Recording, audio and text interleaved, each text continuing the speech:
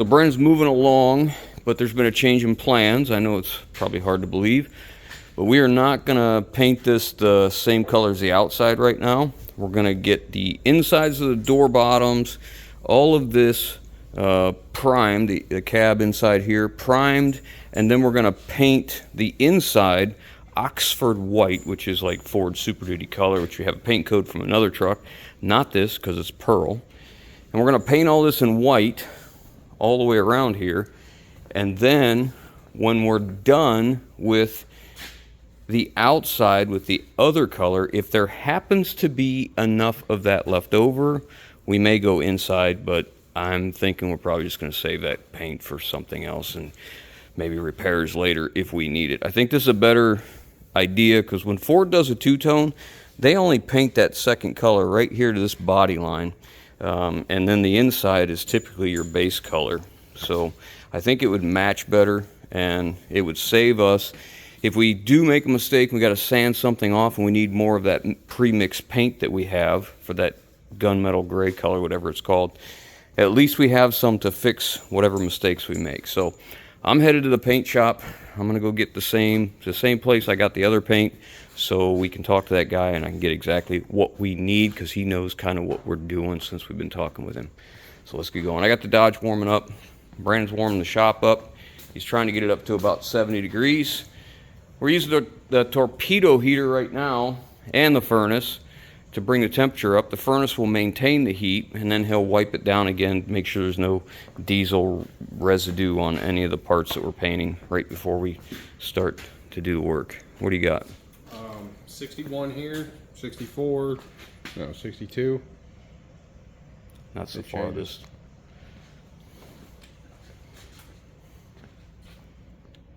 .65, yeah. So we'd like to be up around 70 or above, right? Yeah. That's what the paint and primer says. This is 65. All right, you get it baking. I'm gonna go get some paint. I got the Dodge warming up. I'll be back. I'll be here.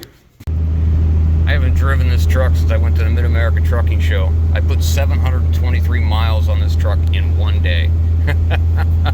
Oh man. So we're headed out to the paint and body supply house, and we're gonna get some paint. And you know, I'm going to this guy because he runs the paint shop as far as selling supplies, but he also has a paint and body shop of his own where he does a lot of real heavy custom paint work. So we got the first bit of materials and paint and primer and all that from him, and we've been talking to him about, you know, what we need to do and things like that, and he is more than happy to help us, guide us, and get us the material that he thinks would not only be a good choice for what we're doing, but, you know, realizing we're novice painters, so we really don't need the creme de la creme quality paint, because in the wrong hands it's going to look the same as a medium quality or, you know, lesser grade paint. So the nice thing is here, you know, this guy is more than happy to help us and guide us, and sometimes you pay a little bit more price for the material, but you get a whole lot more out of a relationship when you work local. So anyways, that's what we're gonna do. Let's get out here and get our paint.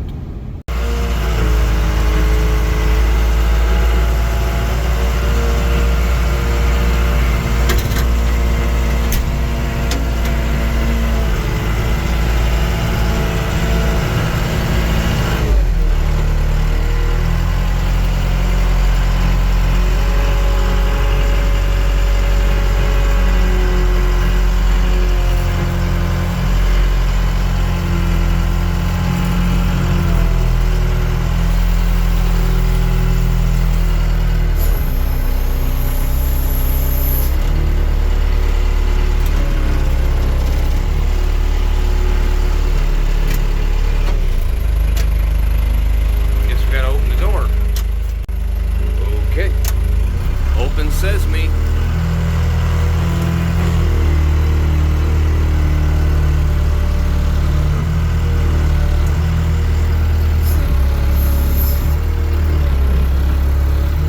nice if it just quit swinging.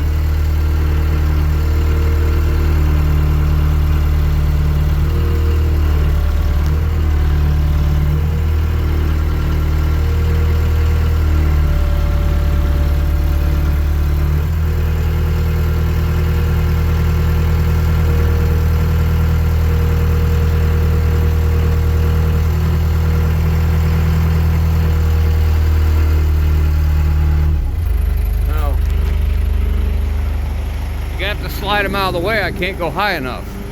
Well, So- let's set them where we need it, the height first. Slide them out so I can get the bed in and then decide how high we want them. So slide them out.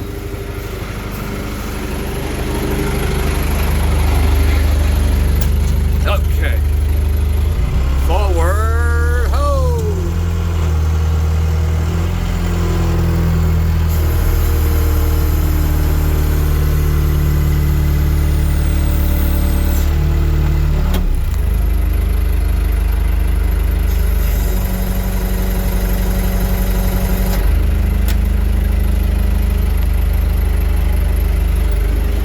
Is that where you want it?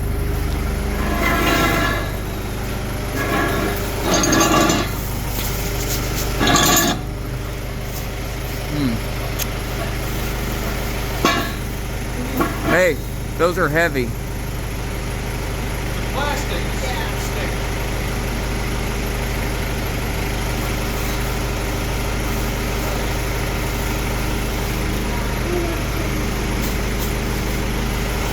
Now they gotta find a bin.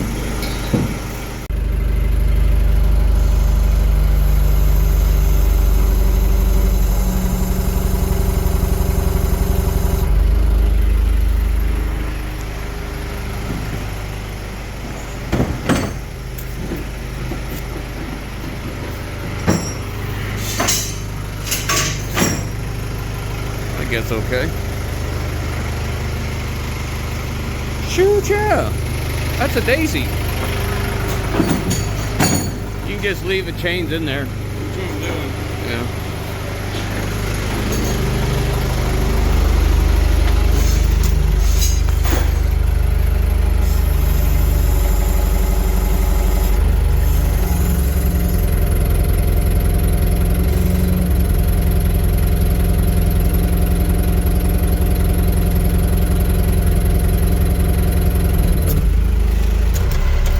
Okay. And away we go.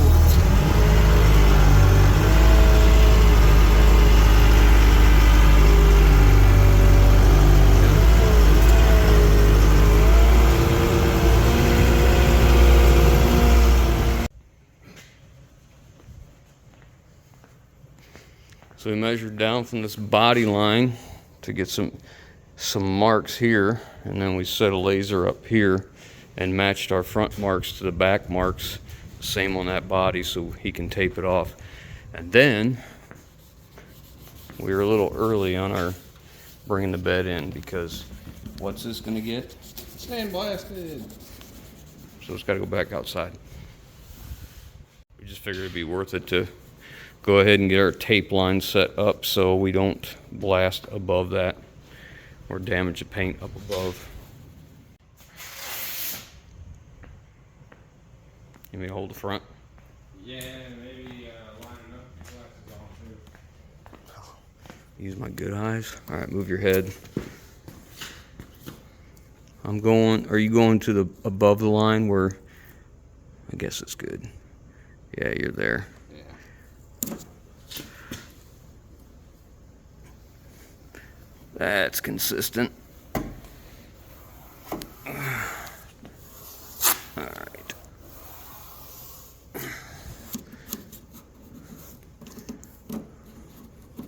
Racing stripes.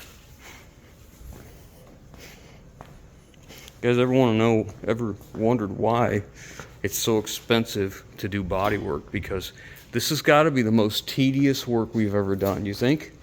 Definitely. And expensive, but Oh yeah, this is expensive. I'll bet you all said and done, just in the last couple days, how much have I spent?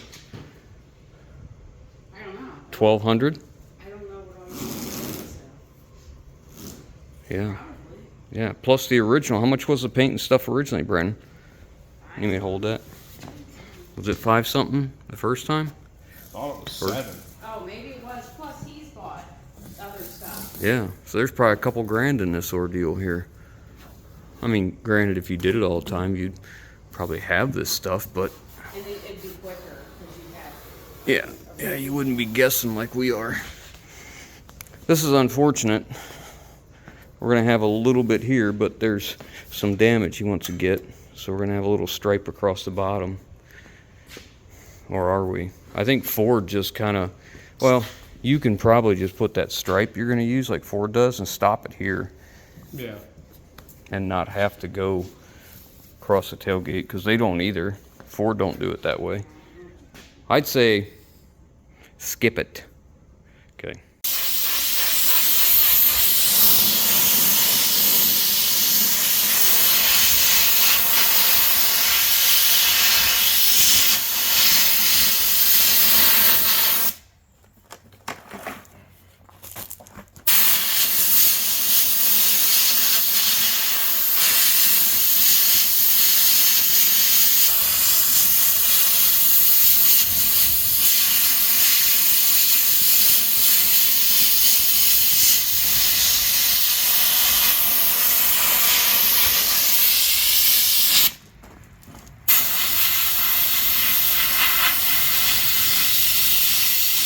So I am back from the paint store, and I got 2 quarts of Oxford white. I don't think we're going to need that much, but I got extra just in case we have troubles or whatever.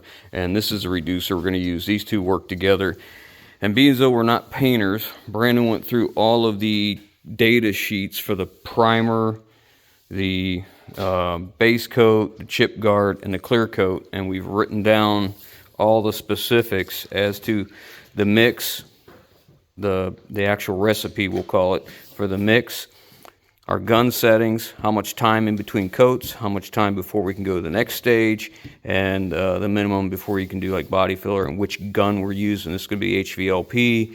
The base coat goes to the HTE, which is a high transfer something efficiency. And then we have chip guard.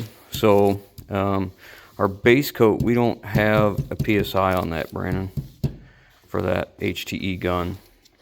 The HTE gun is a higher pressure than the HVLP. Working on that right now. 14 to 35 HTE compliant working air pressure. 14 to 35. Yeah. 14 to 35 PSI. So we'll probably start, we'll try it at like 20 something, like middle of the road, and go from there. But and then any information that we need to refresh ourselves and make sure we're aware of at each stage, I've written in here so that we can go through. And if we go outside these parameters, we need to look and see, like the primer, if you go too long in between coats, or you don't go to the next stage within that time of 30 to 60 minutes before you go to the next stage, you need to read to make sure that you don't have to do anything like scuff the primer back up and break off that top layer, because as the primer dries and all the paint dries, the outside layer makes like a hardened shell. And in order to get the next layer to actually grab and hold on to it, you have to scuff it up and kind of open it back up and create all that again. Otherwise, your next step is not going to hold. Now, I'm going to act like I sound like I have a clue, and I really don't. These are just things we've been learning because we're not what? Painters, welders, body man, fabricators, plumbers. Anything. Yeah, we're just doing what we can do. Learn as we go. So we got the temperature up, and it's hot in here. I mean, we're going to be down into t-shirts, I'm sure, but we're just about ready. We're going to start getting everything mixed up. We'll start with the primer. I went to go grab what I thought was a mixing cup, only to find out that it is just a liner that goes inside the actual cup for the gun, which I never bought. So I have to make a mad dash to the old Hobo Freight so that I can get the cup that we need that snaps onto that gun. That's what I figured. We'll charge it up now and have lunch. Since I went to Harbor Freight to go get this mixing cup, I went ahead and picked up this light for the gun. I thought it couldn't hurt. I think it was like $39. And it's a rechargeable light, and it fits a bunch of their guns. Man, I sound like a Hobo Freight commercial. So it's got adapters for each gun, whichever one you want to use. It fits this one and the purple one, I guess, that I use. And I do use that often. I can't even get that out. Today's Sunday, so I've had waffles for breakfast, and I don't eat breakfast. And right about now is when it starts to wear off, and I struggle. I figure out which one fits the gun and how it goes on. I think they're very good about instructions on stuff, aren't they? Oh, they're phenomenal.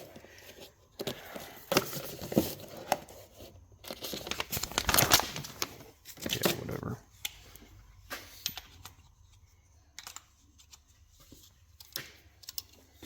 I think it is meant for the thing to go on the side of the gun.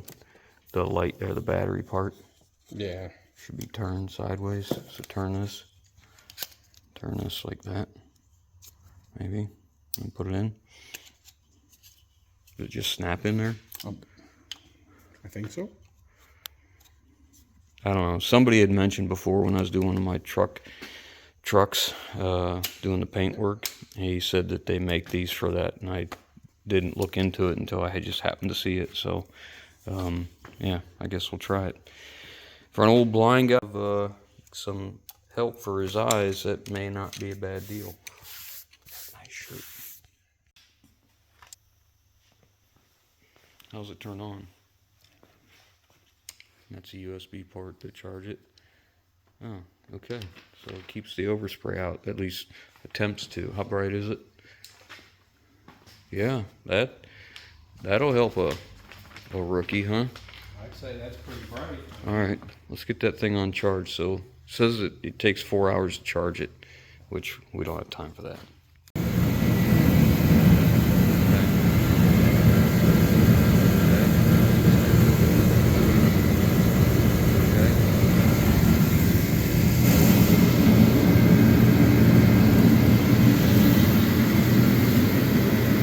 All right.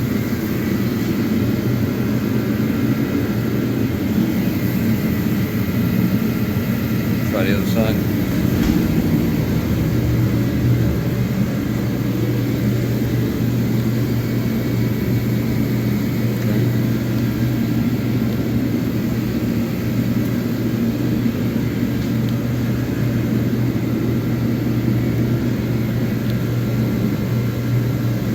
Say we're above.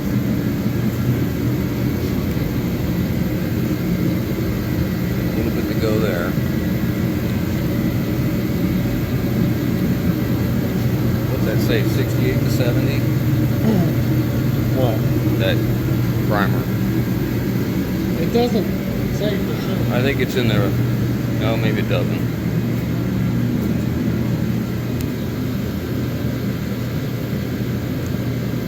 $60 to 90-minute cure time at 70, but it doesn't say it has to be applied at 70. All right, we're about ready. We're gonna let it run just a few more minutes. He'll tack cloth all this down good, and we'll get the fans in, and it'll be time to get at it. It'll be time to make a big mess. I hope not.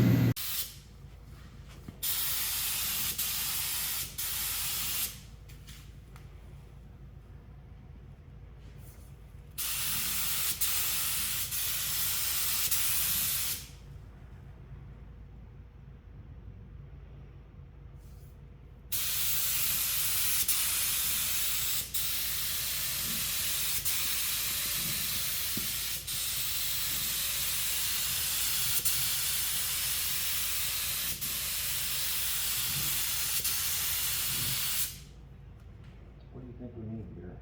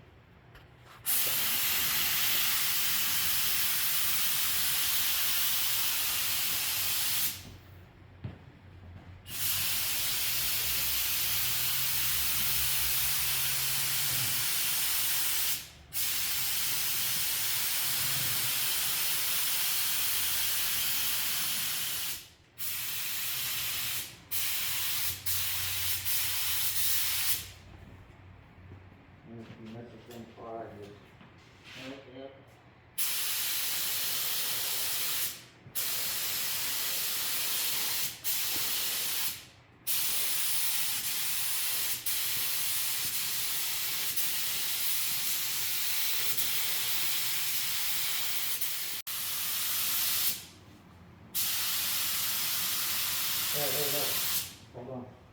You need this. This guy. You come in here first. You get that. All the way around. You feel me? Yeah.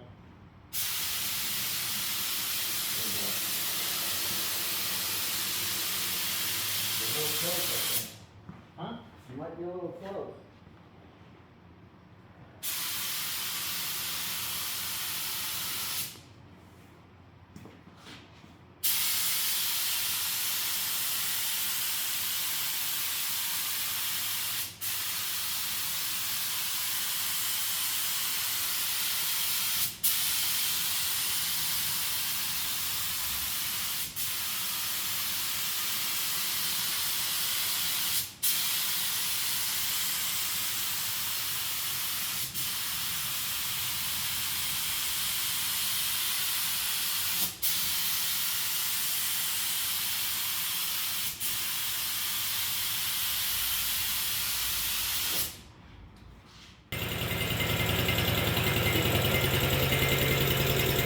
Yeah, let's turn it over.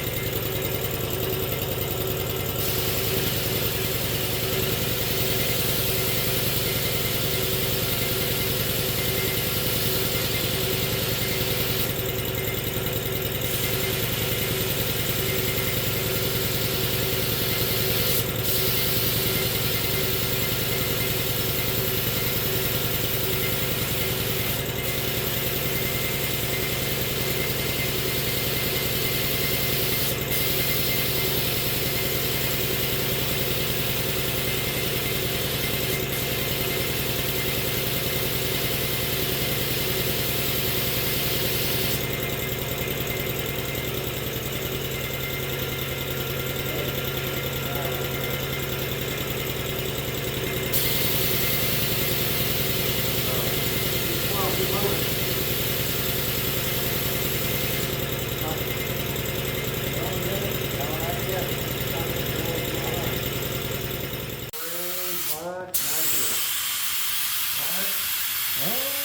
Because it's thinner, huh?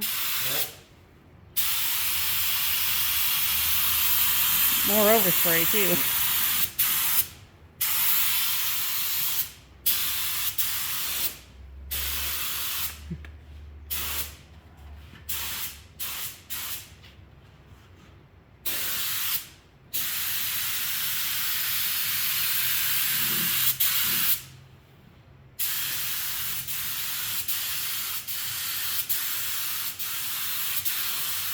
that wasn't getting painted right. Huh? That wasn't getting painted right. It is now.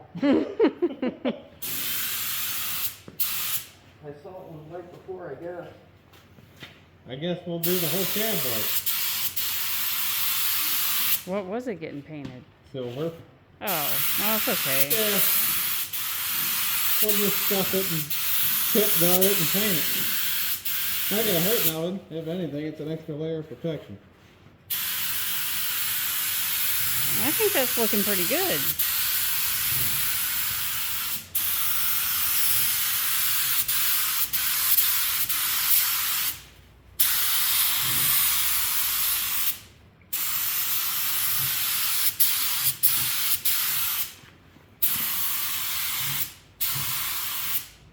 I can tell you, I'm much happier than this.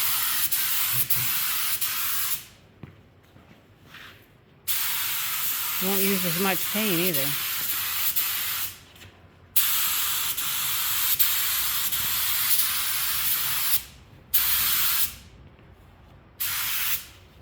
I'm pretty happy with that. You on? Sure. I don't know if I need to mix anymore, Brian. See you, man. As it wet. Pay attention. See how it's not wet?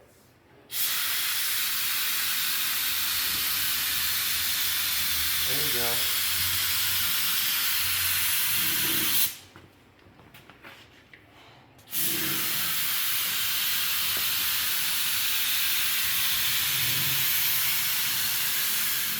Where the body move, I want to make sure I put the gun that way.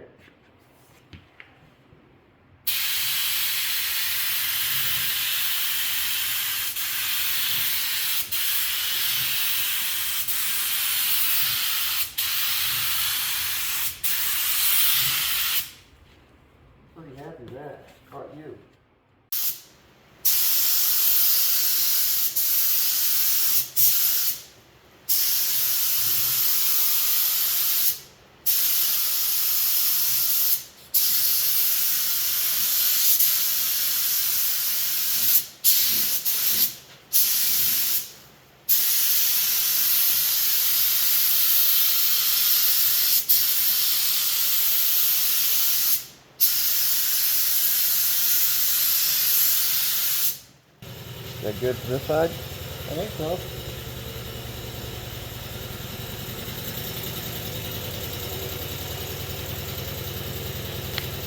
It's very hard to video you doing anything because you insist on proving you're a plumber.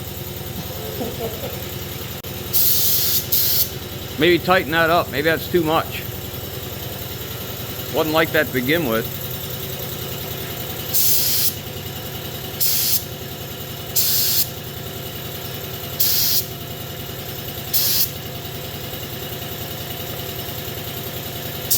That's where all the overspray is coming from, huh? Out there? Back it off a little. Yeah, I like that for what we're doing anyways.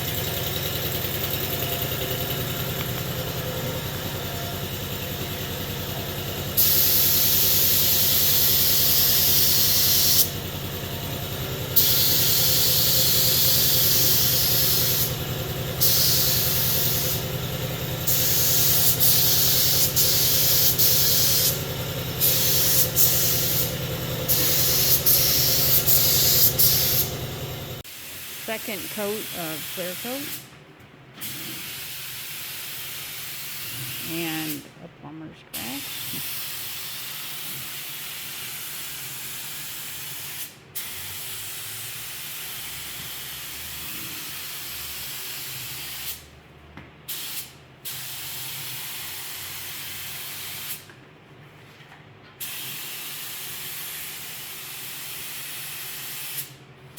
Well, the Ford dealer does not have to worry about us putting their body shop out of work.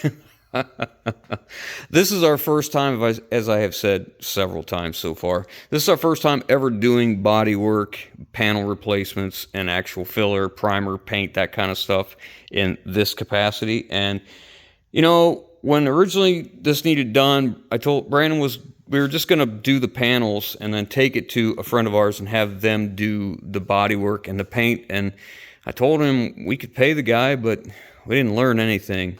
This is probably a good opportunity to learn this process, and then next time you can just build on what you learn now and just keep getting better and better. And that's definitely the case. So we followed the data sheets for all the material very, very closely. And I got to tell you, there was one thing in particular that I wish we hadn't, because I would have never set it up like that. That was the epoxy primer. That stuff is thick.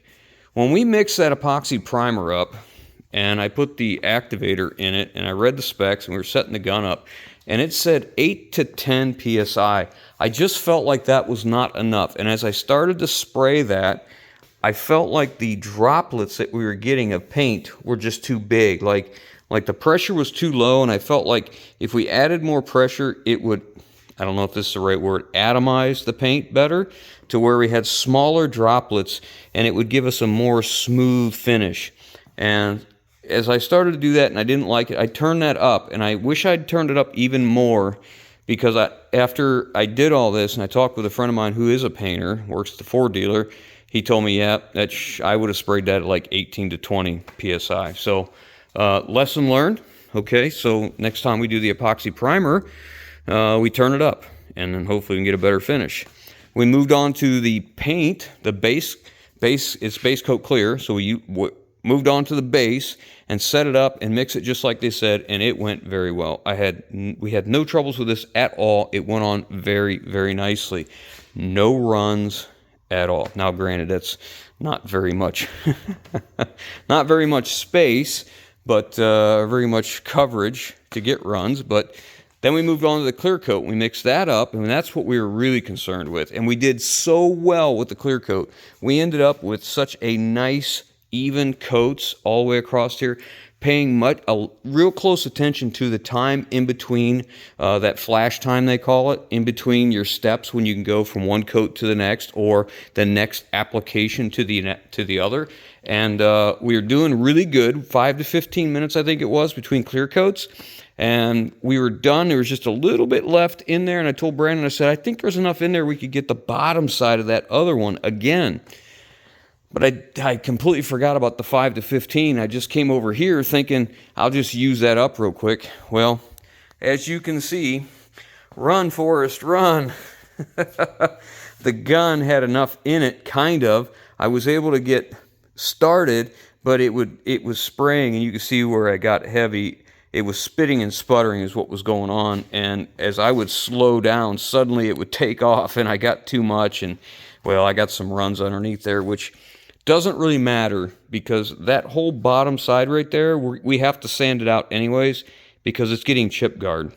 We're getting chip guard from here down, underneath here, all the way across, and then up the cab corner. So we stopped the clear coat in here, in this area, and you know, we stopped it on the back side here. So we have to scuff all this up anyways for the next layer, which will be a color tinted chip guard, and then it gets clear coat. But I got to tell you, it was a super learning experience, very gratifying, and really, Brandon's body work, if you know it's there, you can probably pick it out. You might be able to pick it out better in the sunlight, but I think it turned out pretty well, pretty good.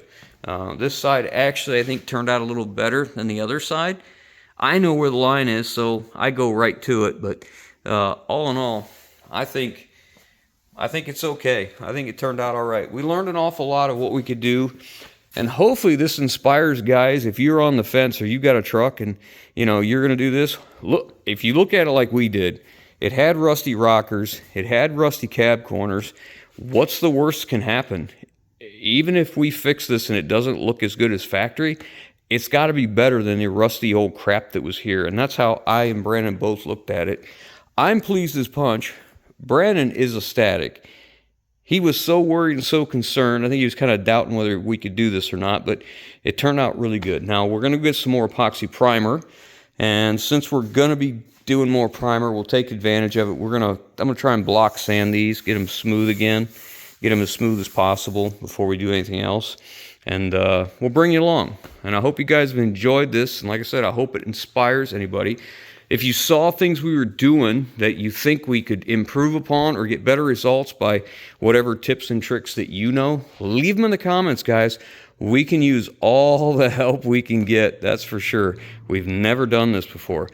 I got to turn the heat back on. I'm trying to keep everything above 72 degrees for the next 4 to 6 hours so we can make sure this cures out nicely. So thanks for watching. Haven't already, hit the subscribe button. Leave your comments, helpful tips down below. Give us a thumbs up, guys. We certainly appreciate that, and we'll catch you on the next one.